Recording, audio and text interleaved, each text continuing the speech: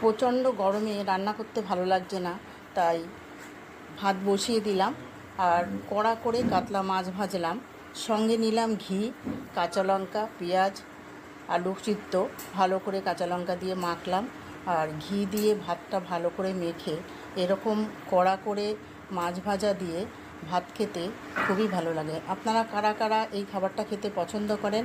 তো প্রচণ্ড গরমে যদি রান্না করতে না ইচ্ছা করে, তাহলে এইভাবে রান্না করে ভাত, আলু ভাজা বা আলু সিদ্ধ, মাছ ভাজা, যে কোনো মাছ ভাজা হতে পারে, এর সঙ্গে মোরলা মাছ ভাজা, বাটা মাছ ভাজা, যে কোনো মাছের সঙ্গে এরকম গরম ভাত যদি খাওয়া যায় খুবই ভালো লাগে। আমি তো এরকম খাবারটা খুবই বেশি পছন্দ করি।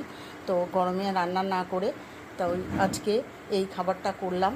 আজকে এই খাবারটাই খাবো দুপুরবেলা।